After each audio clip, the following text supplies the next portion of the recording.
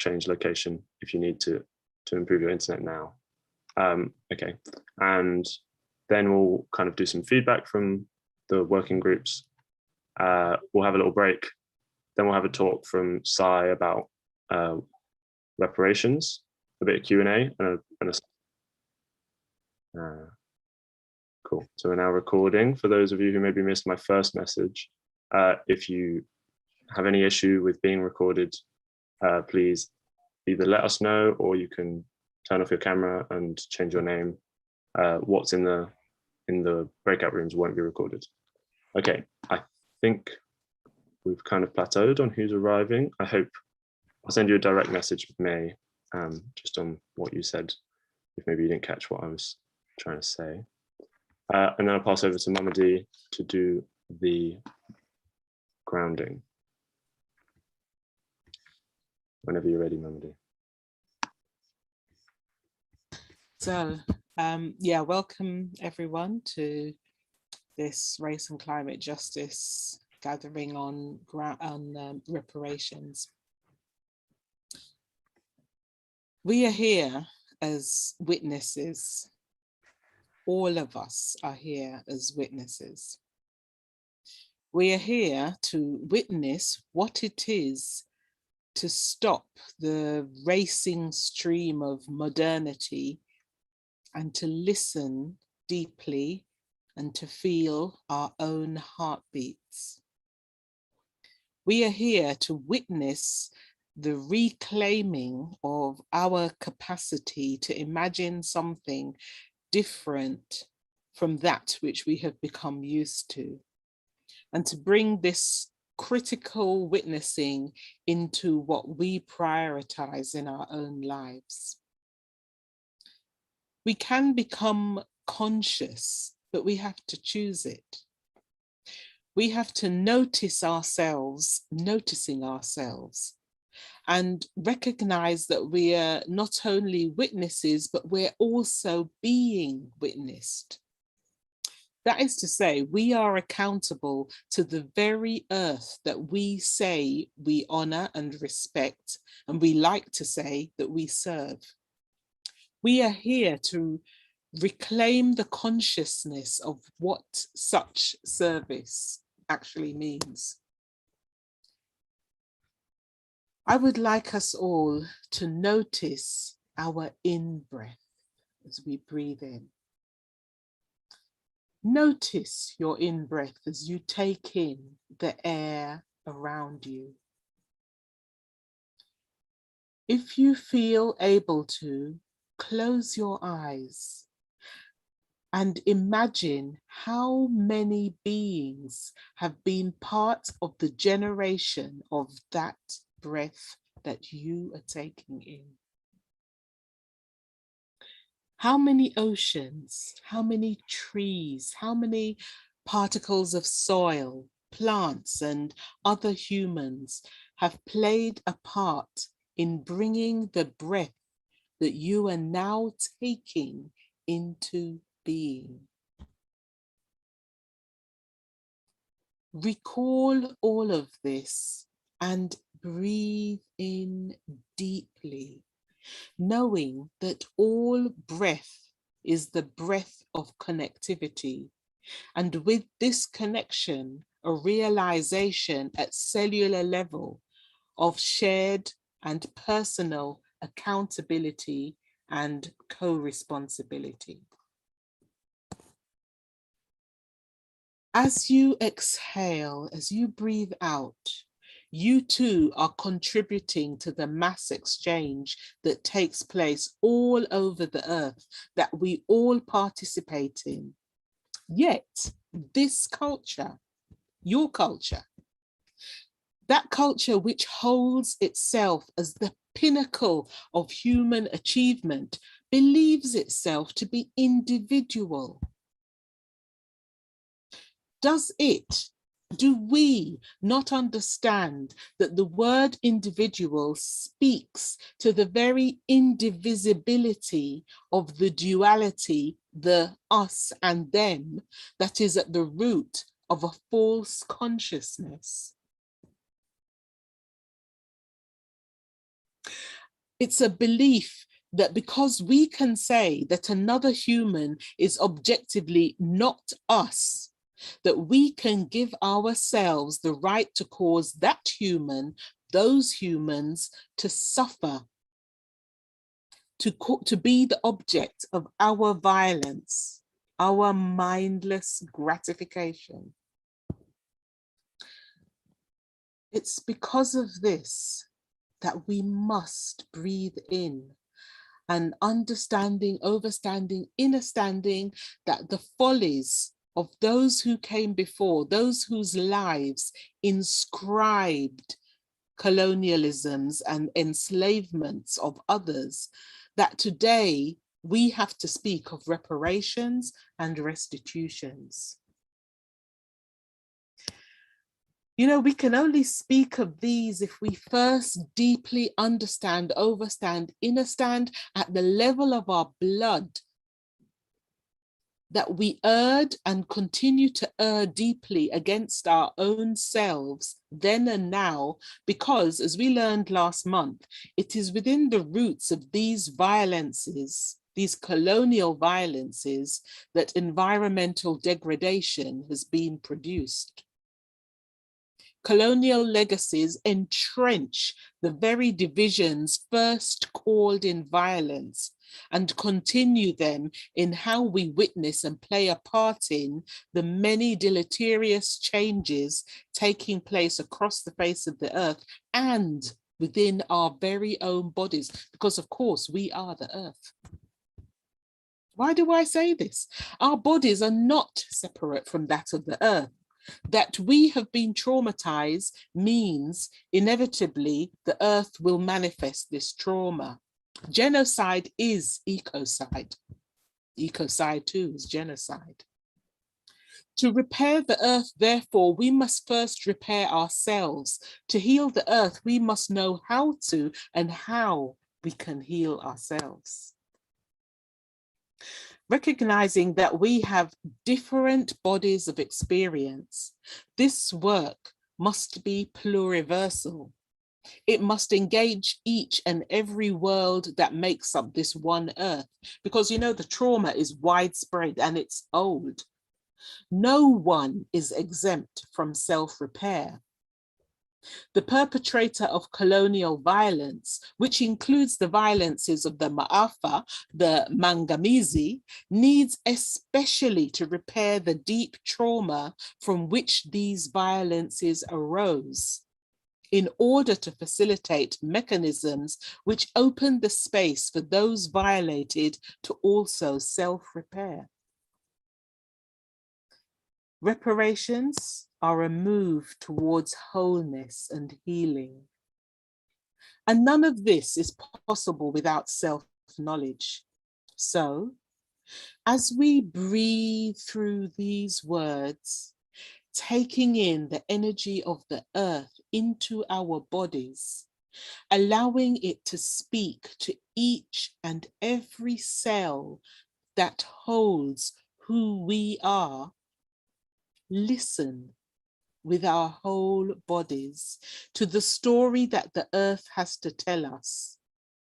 And then do that which is required of you as a person of integrity. Integrate that learning into your next moments of being.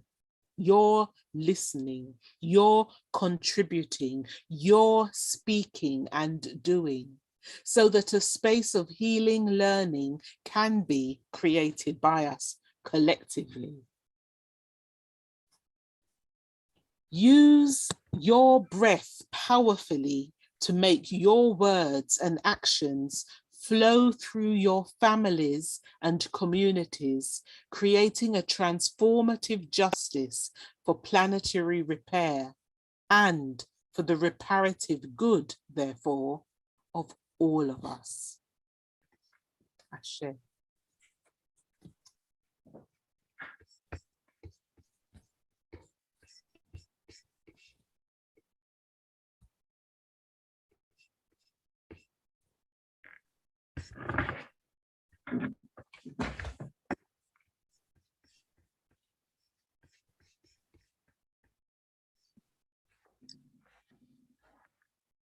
were we planning to do the principles? I actually thought about this.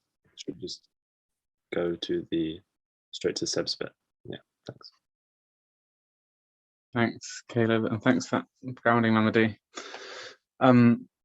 So we thought, rather than going straight into sharing this our understanding or overstanding, Mamadi introduced there, about reparations campaign, or what reparations means, we thought we'd start with a task, which is to try and get us all thinking about what we understand by reparations.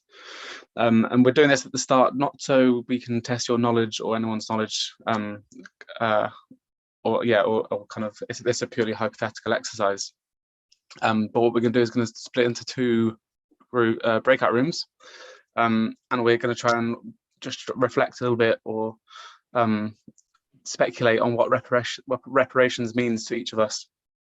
And each group will try and come up with 5 sort of responses to that. And another way of thinking it through might be to think about what it might be if you were on the receiving end of reparations. What was it you'd like to see? What would it mean to you to feel like repair has been done? So we'll go into 2 breakout rooms, and then we'll come back. So we'll do that for about, I think, just for 10 minutes.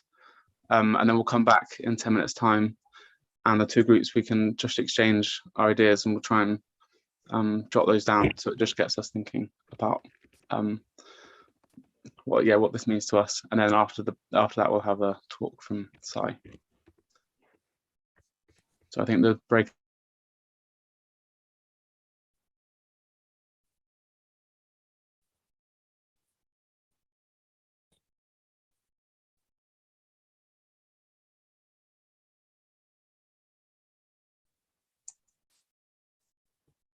Mamadi. Your name didn't come up for me to move you into a breakout room. Okay, I'm gonna join. Oh gosh, this has been recorded. I'll join 2 and you join 1. Okay then. Yeah.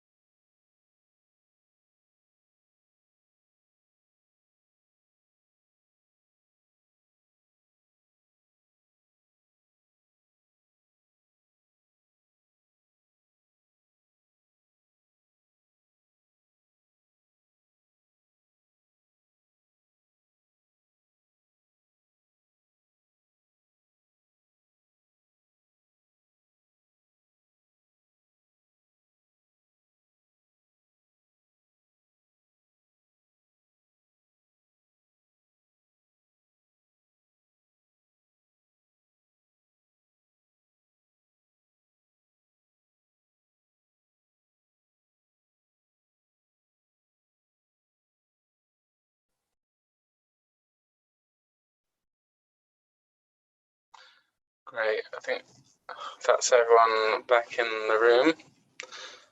And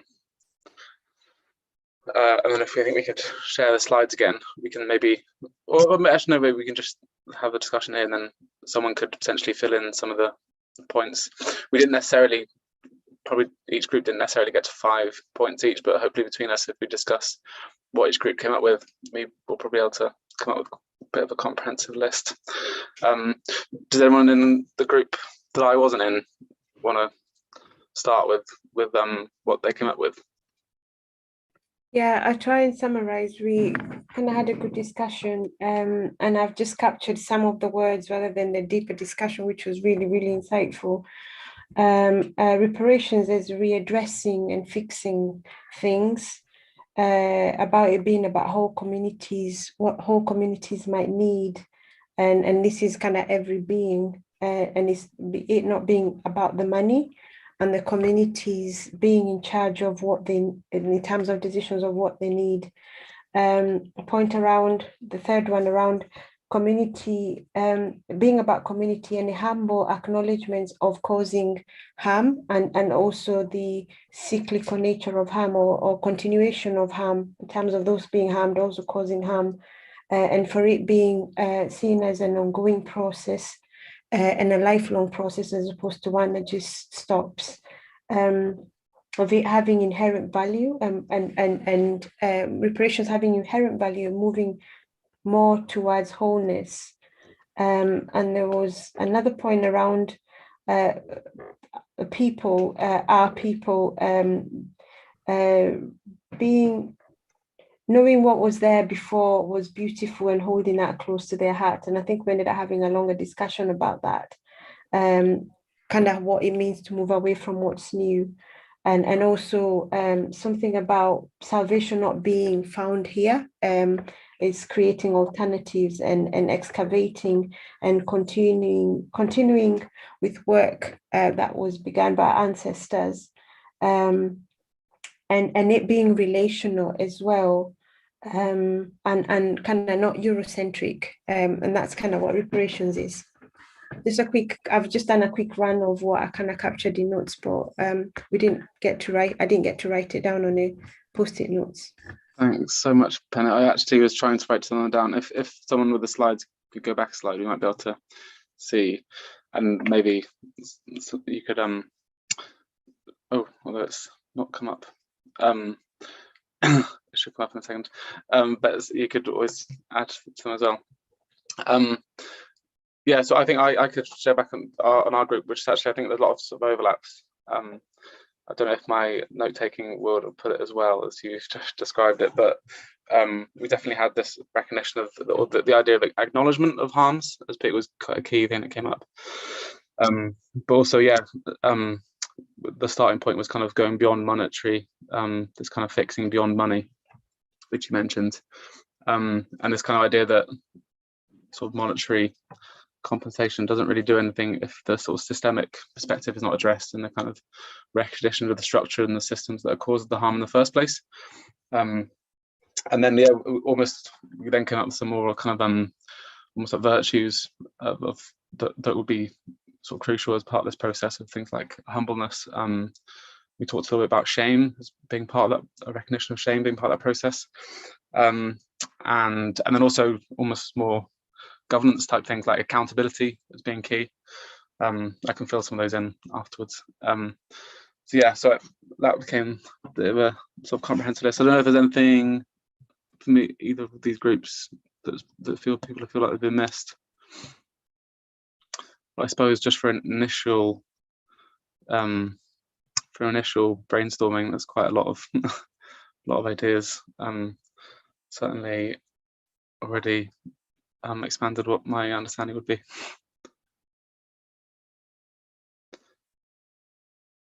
I suppose there could be a good time though then to potentially have we can have a little stretch first, and then we could segue into size talk, which will build on that initial understanding and hopefully give some sort of context to what's going on already.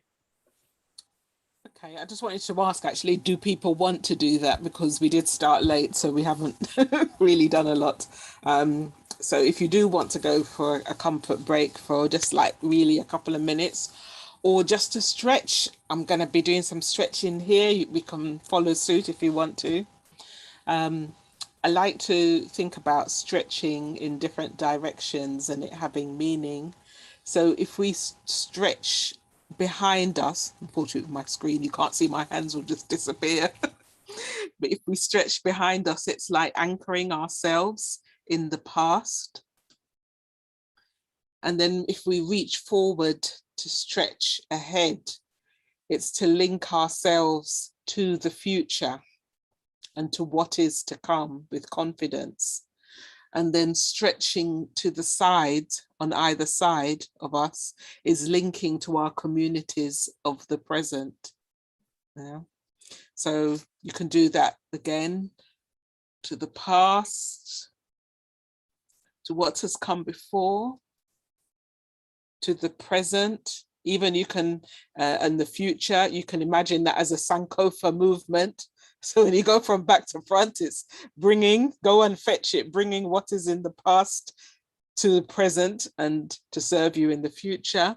And remembering that we are always connected with all beings, our sibling earth beings. Thank you. So, Sai, are you there? I'm here, yeah. Thank you very Right. much. Brilliant. So yeah, I should say thank you to our patron, Esther Stanford Jose, for imparting a lot of the knowledge we're going to share today. There is a lot of slides, which we will zoom through. But this is, lifelong learning that has been shared with us from several sessions, and there's much more we can bring. But yeah, we're just going to expand upon some of the conversations we've had already on this. And also thank you to Melanie for presenting these into the format they're currently in, and Penina as well for contributing to previous sessions. So what we're going to touch on today is a definition of reparations, looking at some key terms, looking at a couple of the frameworks that are useful to understanding reparations. There's one from Professor Chinwezu and one from the UN, and terms such as the Mangamizi, and looking at the reparations movement today. So going from Mamadi's groundings, one of the important aspects of reparations is the idea of being holistic. So again, thank you to Seb for that provocation at the beginning around what would reparations mean to us, because this is often missed out of any definition of reparations about it should be holistic. And so this quote is from Esther, and it's speaking to the idea that any action that someone does which contributes to the fundamental undermining and eventual uprooting of systems of disrepair arising from enslavement and colonization can be considered a reparations action. So that can be, yeah, large scale, small scale, anything that we do. Our survival is act. We are repairing from being being under threat. There's an Audre Lorde poem I'm thinking of here, which is a litany for survival. We were never meant to survive. So this quote speaks to that idea.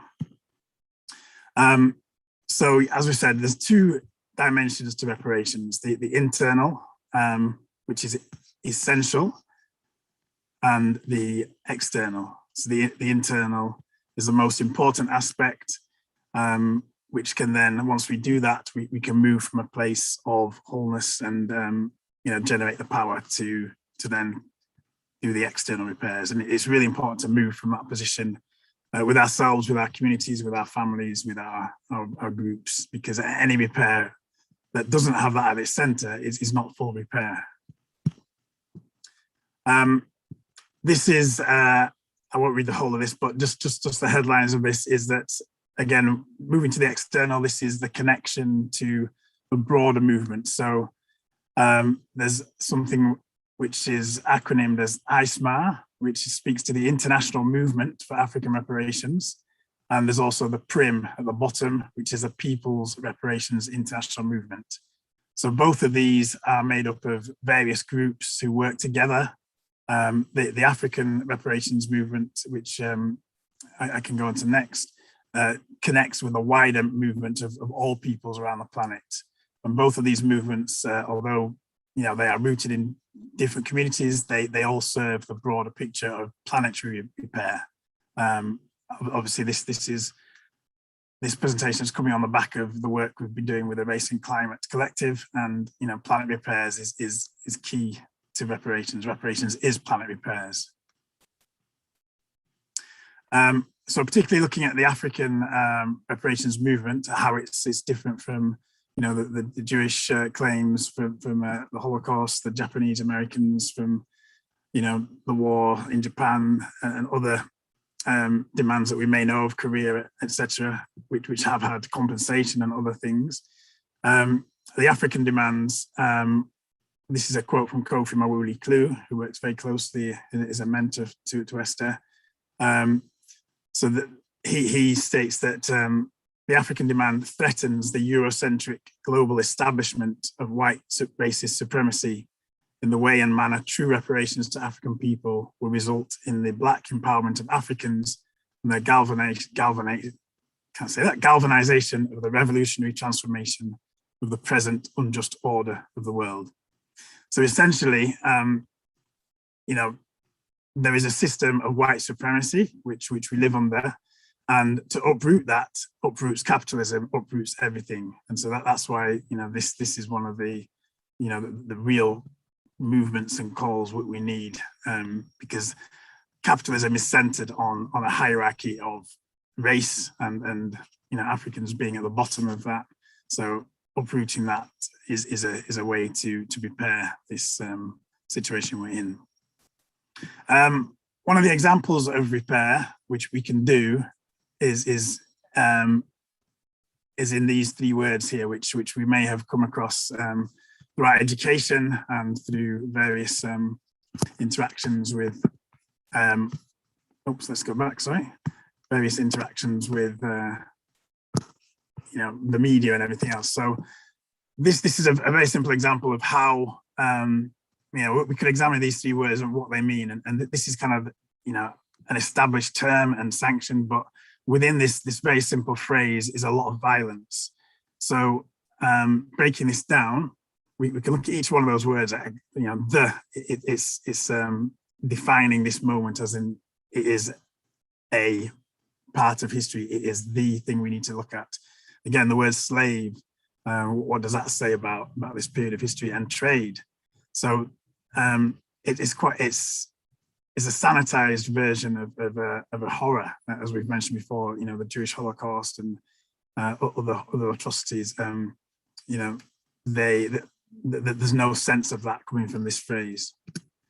So the repair that we can do in terms of language, in terms of naming the harm that's been suffered, is to move on from describing this period as the slave trade and being more accurate in our language and terming this the transatlantic traffic in enslaved Africans, which is longer. It's obviously not as snappy, but it's more accurate, and we need to be accurate in our language because this just describes some of the horror. The people who were enslaved, they weren't slaves, they were humans, and they were Africans, so they were acted upon, not being born slaves. Again, it wasn't a trade, it wasn't an equal swap, there was violence involved. So this captures this more of the accuracy of the what we're talking about.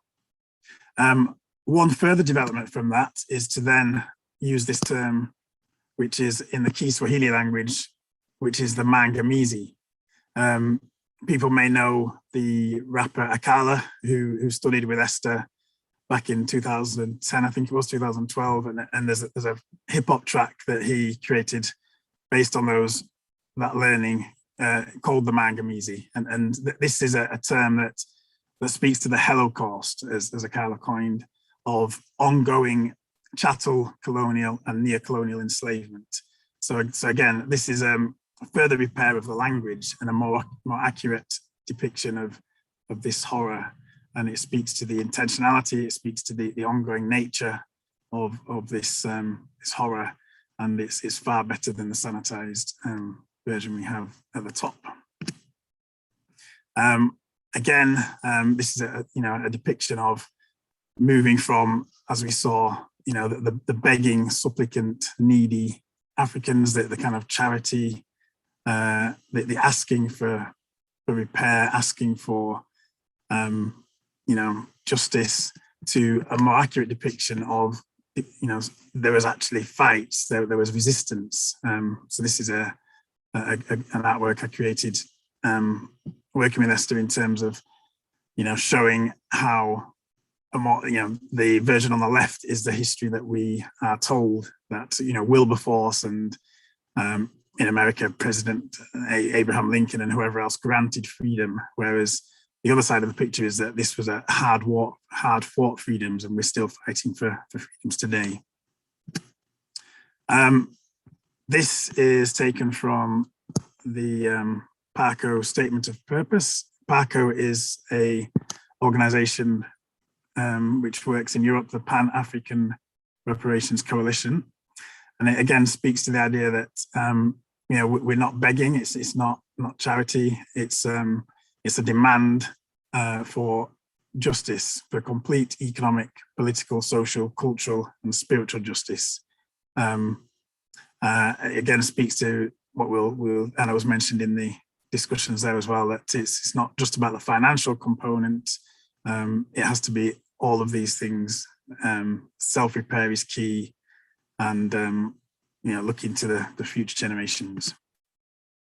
As Queen Mother Yaa Santawa Ohema or Dorothy Benton Lewis says, reparations is a process, not a paycheck.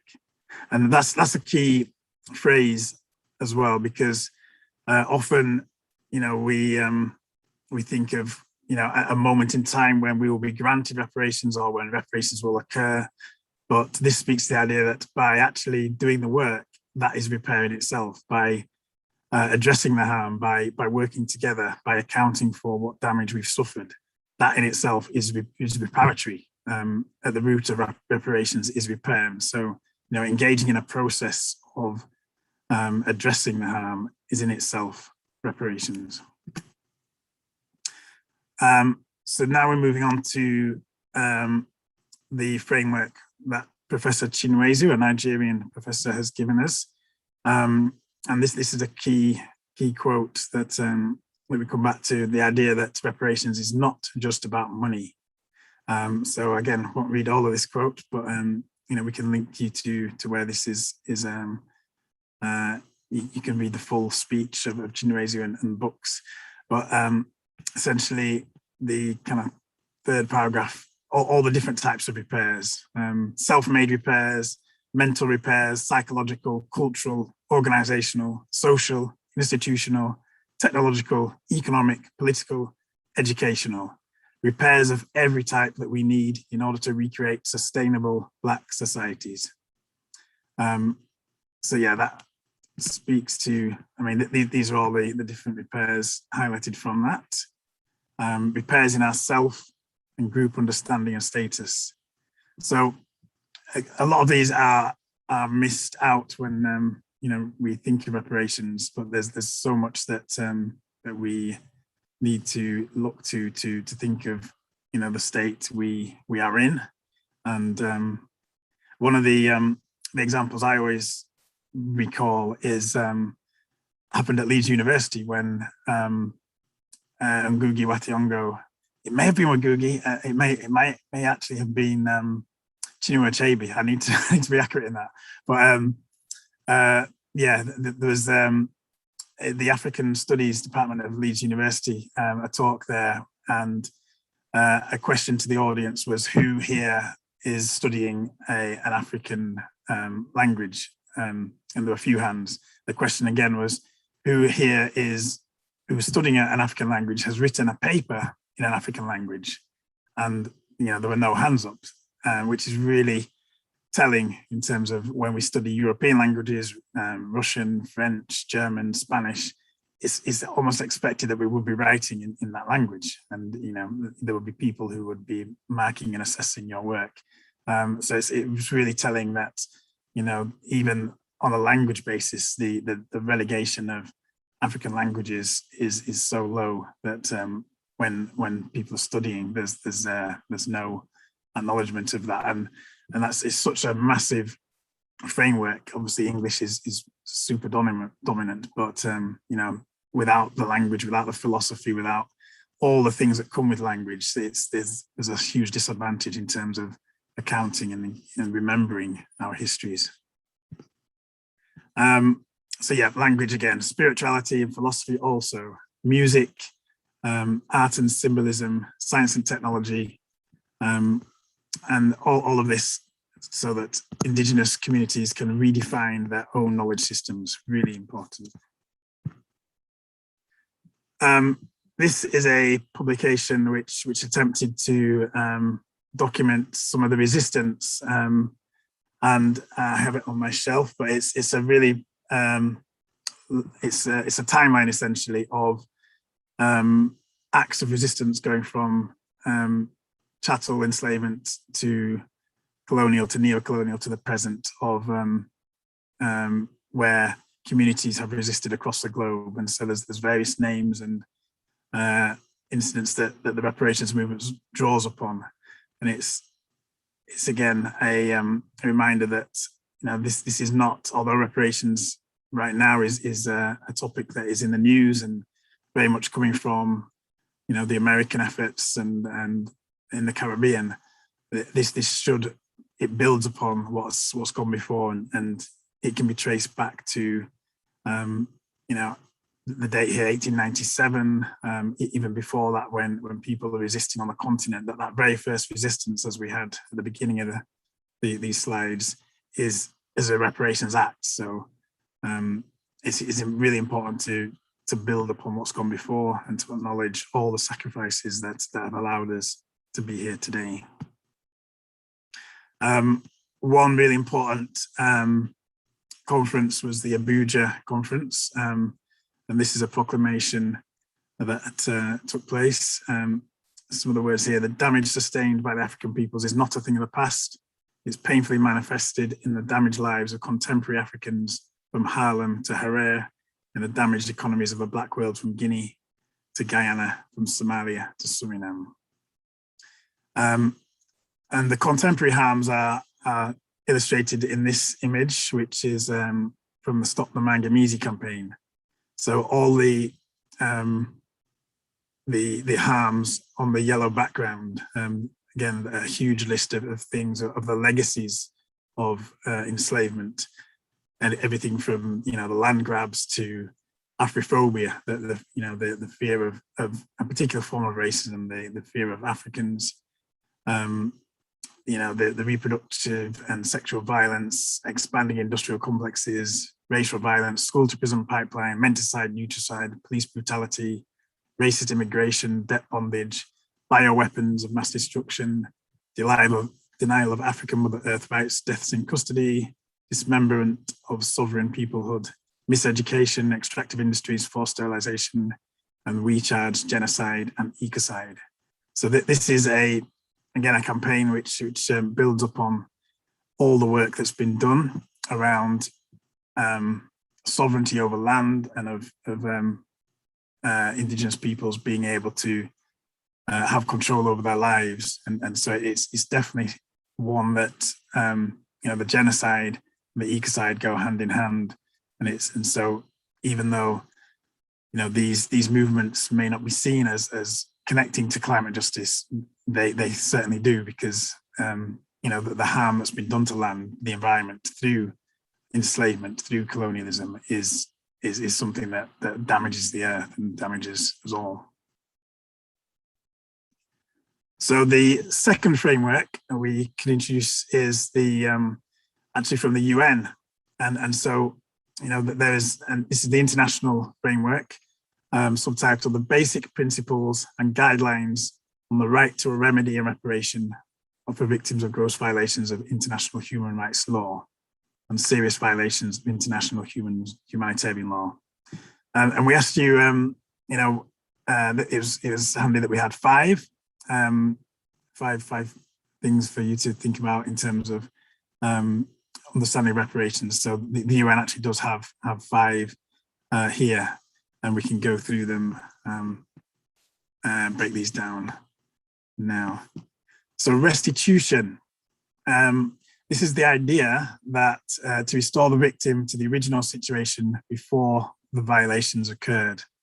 And restitution can include restoration of liberty, the enjoyment of human rights, identity, family life and citizenship, the right to return, restoration of employment, and the return of property. Examples of this, there's many, but recovering historic titles to territories, Pan-African statehood, community regeneration, rematriation is a key word which I recently learned. It goes hand in hand with repatriation. I can talk to that on the next slide. Return of all the stolen wealth. We hear a lot about the British Museum and other museums who hoard artifacts, and which we don't know a fraction of what's on display. That there's football pitches worth of archives which are stolen from peoples around the world. So that's another thing that needs to be restored. And again, military bases and bases taken over for mining are there, which need to be restituted as well.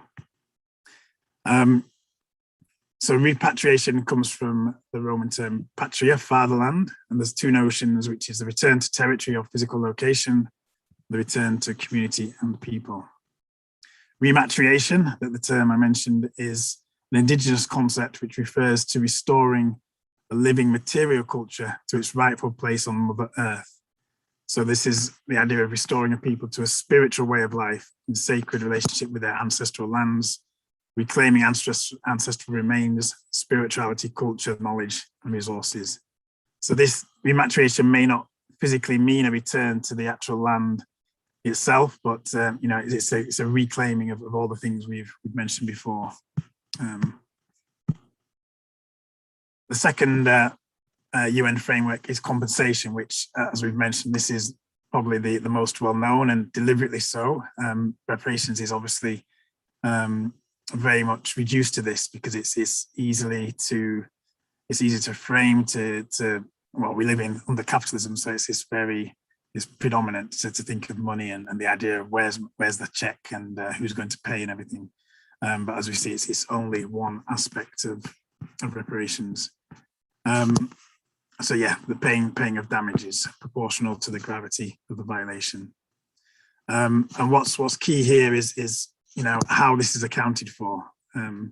So in order for any damages to be paid, there needs to be a reckoning of the physical, political, psychological, economic, and other harm suffered. And this cannot be done by the oppressor, but people who cause the harm are not in a position to award this fee. It needs to be communities gathering together and accounting for what the harm is. PARCO's position statement on this spells this out. So receiving a financial component of reparations will only be meaningful if it serves a holistic purpose and strengthens the integral whole of our self-repair process. And that's key, because I think, if reparations was to be successful, in quotes, in some people's minds, then money would be awarded, millions of pounds. I think this came up in our group breakout session. Under capitalism, that would just go back into the system. So I think that it could actually be quite damaging for money to be awarded without a proper reckoning of and without an accounting of where we are and what sort of repair is needed, because then that money, as we've seen, will be a divide and rule process, and it will continue to exacerbate a lot of the issues. Some examples. So a long-term commitment to financing, resourcing, and supporting all efforts that African people and their allies make to repair the damage. restitution of the value of unjust enrichment, damages for physical or mental harm, lost opportunities, including education, employment, leisure, recreation, material damages, funds for scholarships, damages for harm to reputation and dignity, costs for legal or expert assistance. There is an example which is often referred to as a successful reparations claim by the Kikuyu in Kenya and the Land and Freedom Movement, which recently went through the courts by a Lee Day, the law firm. That needs to be questioned around how successful that was, because it was, if you really delve into the breakdown of what was awarded, it was a minority of the community that were awarded monetary compensation. It was a couple of thousand when we're talking about torture. This is, these are people who are still living today with the effects of torture, and I think holding that as a victory is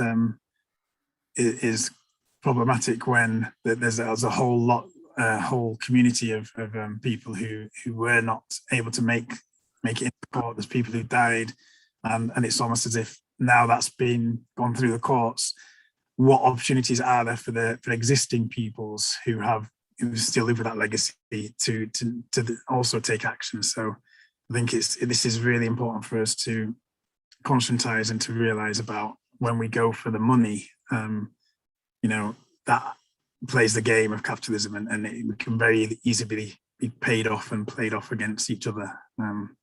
So without everything else, the conversation really needs to be integrated into everything. Number 3, rehabilitation. So this includes medical, psychological care, as well as legal and social services, independent institutions of education, healthcare, employment, spirituality, culture, provision of culturally appropriate medical, social care, rehabilitation, social security, programs of recovery.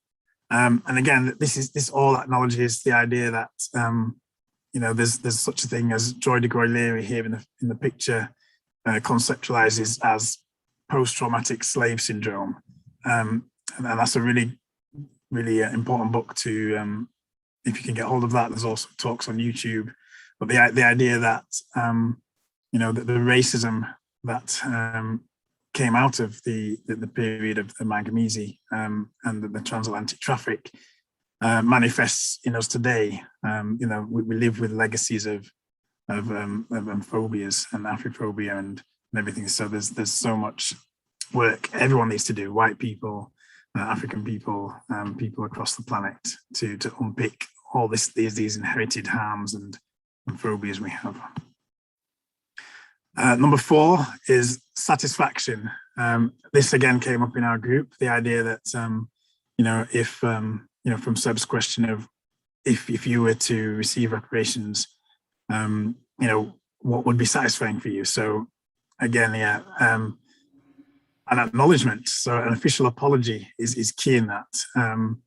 And for those who remember 2007, when we had a lot of fanfare around the British role in signing a piece of paper and declaring the end of enslavement, it was very evident that Tony Blair would not issue a formal apology, because with his wife Cherie Blair and her legal expertise, they understood the legal implications for actually acknowledging and issuing an apology. So an apology of substance is needed, which then once that is given, that can then offer ways to then proceed with further reparations claims. And this would institute all these things here. So development of historical museums and monuments, which we still don't really have in terms of the African Mangamese, the Holocaust. Posthumous glorification, people like Mandela are kind of sanctioned now, but there's so many more people who are still seen as terrorists, as in the words of Thatcher, people who were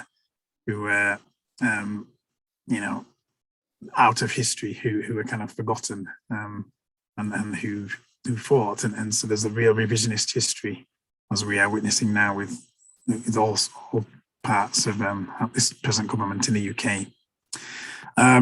Judicial or administrative sanctions against persons, and this we'll come back to as well, the setting up of an all-party parliamentary commission of inquiry for truth and reparatory justice. So yeah, this is the idea that we need very much, I guess, like South Africa, the Truth and Reconciliation Commission. We need that some body that we can help hold people accountable to, and that can collect testimonies, and then we can really have an honesty again came up for us, an honest and truthful reckoning of our history and what has happened. The last framework from the UN is number 5, which is really important again, the guarantee of non-repetition. So again, if we're looking at harms, you know, a lot of these are, the money can be given, things can be built, but if there's no guarantee that this is not going to happen again, then we're in danger. And these guarantees can range from reforms in the security sector or the judiciary to broader institutional reforms that might include constitutional changes such as those adopted in Kenya in recent times. Examples of this, putting a full stop to the continuingly structural violent plunder of the human and material resources of Africa and her diaspora, which continues today. Asserting full sovereignty of Africans and African descendants as a global superpower, and compelling universal recognition for this, building a new world order of global justice, instituting measures of community self-defense, and eradicating institutional, systemic, and structural Afrophobia, restoring and repairing our natural environment. We'll skip over that. So last few slides, this is just an illustration of what's happening in the Caribbean with CARICOM, which people may have heard about.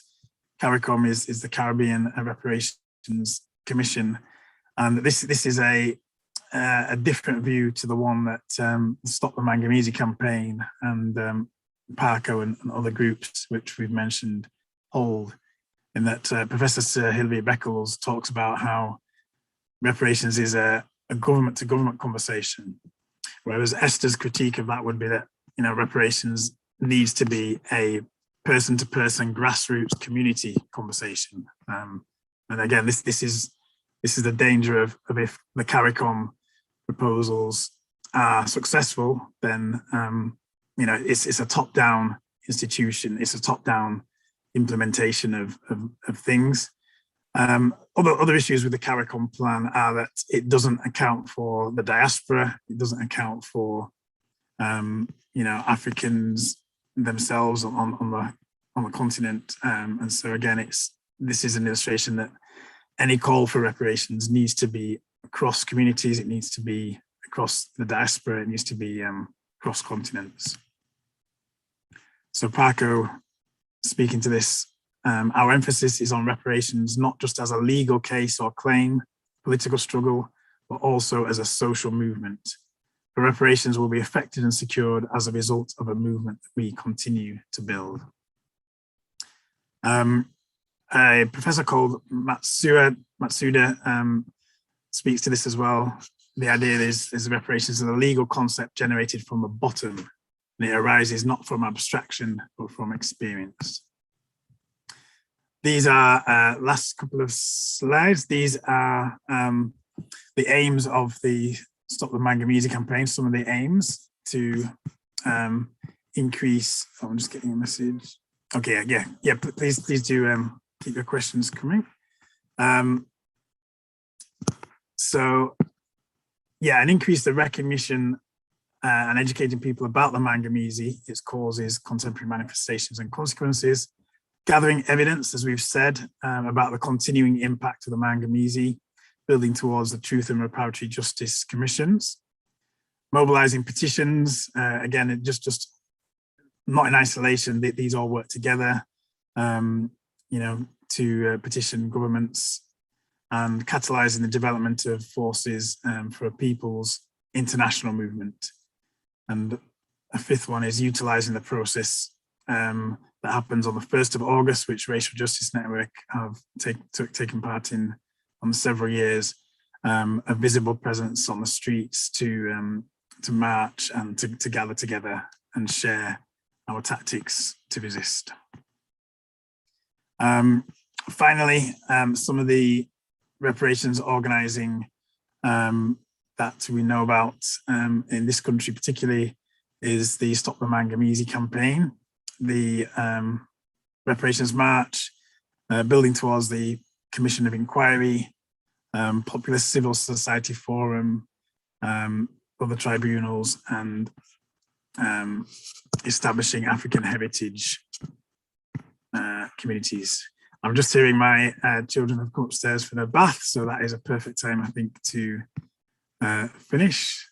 This is again a more information about the these people's courts which connect us, and more information. These are some of the links to the groups we've mentioned, and I think yeah, I realize that's a lot of information, so I'll pause here and we can get into some comments or questions.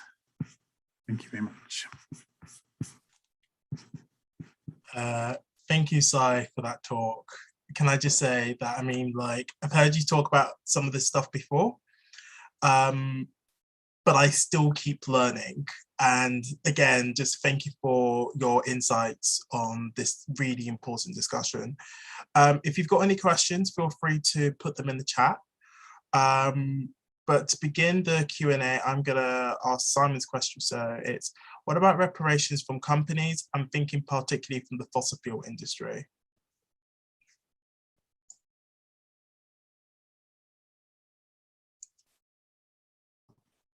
Other people feel free to jump in on this as well. That makes me think of a brilliant video where Esther again talks about the Marikana mining disaster in South Africa. There's actually a Black History Month screening of a film which Racial Justice Network will be presenting at, which is called Josie Gold, around the situation in Johannesburg. That's at I think Sunday the 7th of November, if people are around for that.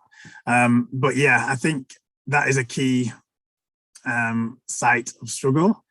And I mean, looking at what happened there, again, thinking reparations as a ground up movement and how people themselves need to get together and to do the repair themselves rather than being granted any repair from the fossil fuel companies or anyone else.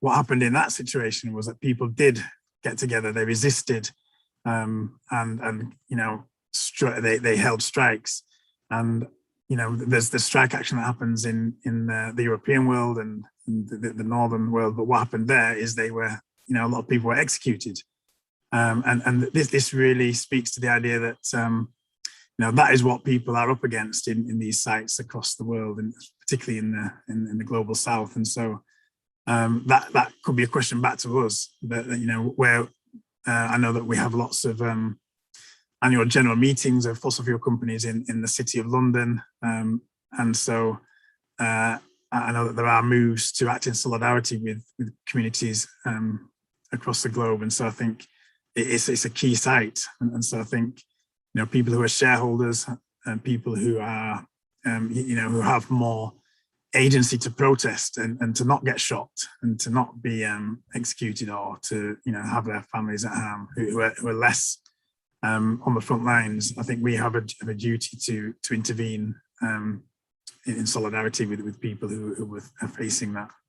And so, yeah, if the question is about, you know, how do we get that, then I think that's one of the things we need to do, rather than wait for fossil fuel companies to give out money or to give out conversation. And a key example of that is what's happened in the Niger Delta with the Ogoni people and other communities which are still waiting for any cleanup of the oil spillage from Shell Oil and other oil companies, and the horrific destruction of their fishing communities. That's still ongoing, and we really need to act in solidarity and force Shell and other companies to clean up, and at the very least.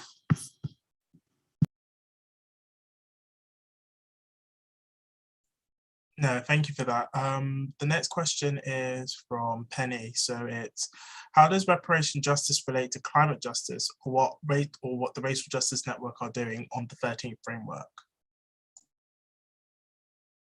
I've also got some thoughts on this, but so you go first. No, please, it'd be great to hear other voices. And Penny, that's a cheeky question, because I'd love you to answer that as well. Go for it, Craig, and then maybe Penny, you can answer that yourself. Wait, is Penny going to answer this one? Penny, are you answering your own question? I cannot believe Sai is making me answer my own. I might pass it to somebody else, because I know I was just thinking through as we've kind of like hearing all of that, and the non-repeats and restitution and all of that, how that relates to, what we bring in with the internationalism aspect, or the legacies of how they layer up. I think I've got it in my head, but it'd be nice to hear if it may be simplified or explained a little bit different by somebody else rather than myself. Go for it, Craig. Oh gosh, I knew this is what was going to happen. So one aspect of internationalism within the 13th framework is the fact that in order for us to be able to address the climate emergency or climate justice on a local scale, we need to address it on a global scale. And from what I understand, that's not the way I like to think of it. Is if we are going to be pushing, say, the UK to go to green energy, we're still going to be exploiting countries that have previously had stuff taken away from them. And it's the way of ensuring that if we are going to try and address the climate justice emergency together, that we're doing it in a way where it's not going to be exploiting these countries.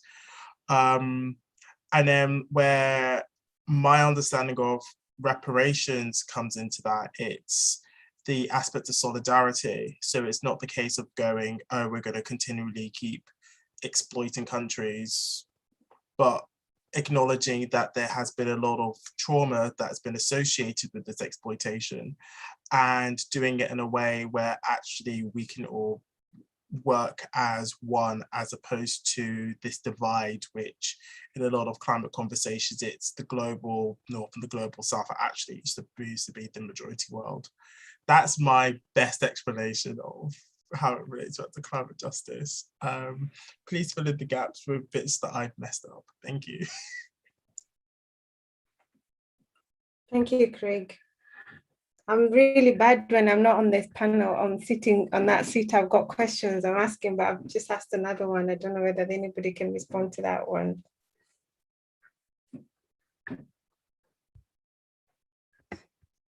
I'd like to say something on that. I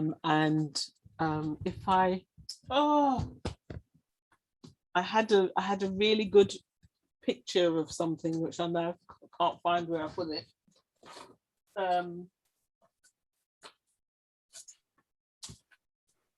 If anybody else wants to talk in the meantime, I'm going to find the picture which sums it up completely. We'll read out the question for people who can't see the chat. So Panina's asking, COP26 and reparations, friends or foes? Great question.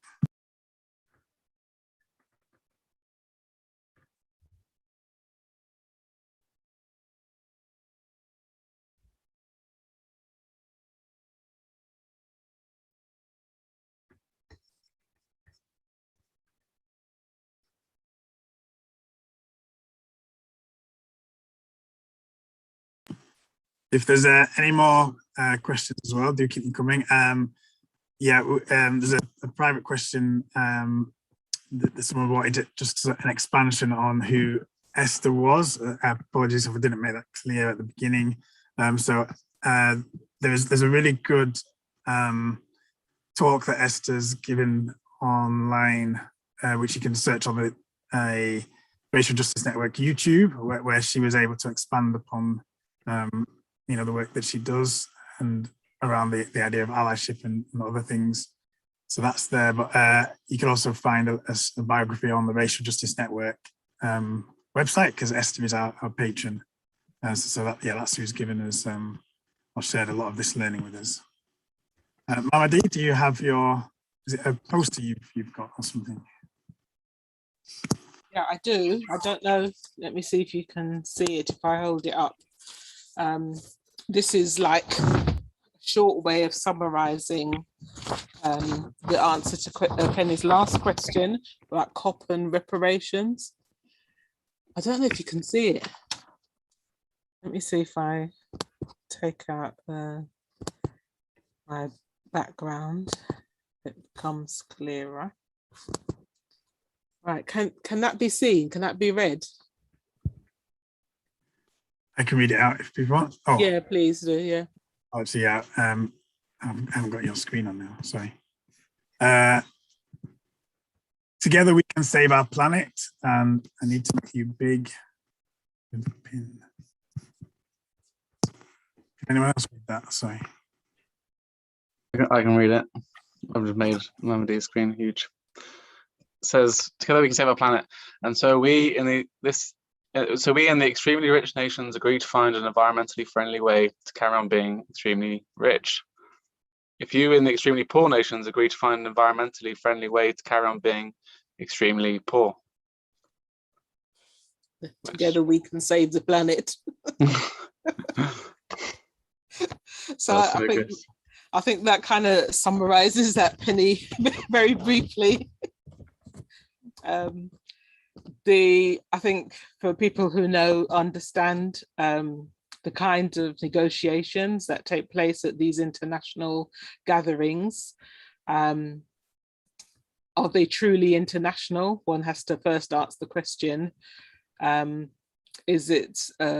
we have problems there of representative politics, which means not all of the pluriverse is represented, which means when it comes to the kinds of issues that challenge how the richer countries wish to, in inverted commas, resolve what is perceived, which is a limited perception of what is the environmental crisis, then it ultimately gets skewed towards things that means that they suffer least, while countries in the countries and people of the global south suffer most. So it's absolutely opposite to whatever should be reparatory. Does anybody else want to add to that? Is that responding to your question?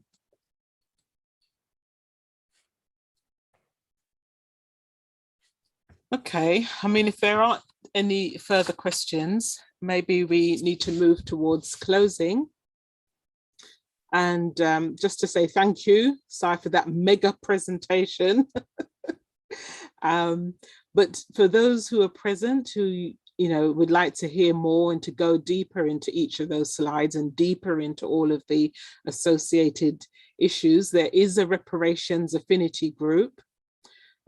So please get in contact with the Race and Climate Justice group of the Racial Justice Network, and you can learn when the next Reparations Affinity Group will have their meeting, and talks that Esther Stanford-Kersey may be making within that group and also within RJN more broadly. And yeah, I mean, it involves, as I said in the grounding, it's a responsibility of all of us. On the 30th of November, we're going to kick off the continuation of the race and climate justice learning sessions, where we're going to look at rights and responsibilities writ small and writ large. But then we're going to be following that up with a series of monthly meetings, which will consider things such as degrowth, what solidarity really means or can mean, colonialism in more depth, what are the kinds of solutions we might proffer. And we'll also hear, because we are, according to the 13th recommendation framework, internationalist, so we absolutely have to hear from our allies in different parts of the global south. So we'll be inviting in different allies to speak from their perspectives. Yeah, so keep in touch. We'll always be advertising by social media. There's the Instagram, Twitter, keep an eye on it, on the website, and you know what will be happening once every month. So the next one, 30th of November. So thank you to everybody who's been present and been learning, and we're hoping that you're going to take that away and share it and amplify the messages that you've heard. Breathe through it, think about how you're implicated, how your family are implicated, how your community are implicated in all that has been shared today, and what can be done about it, and your own role as well as that of your whole community. So thank you so much, Sai. That was absolutely amazing. And yeah, for more of that, keep in touch.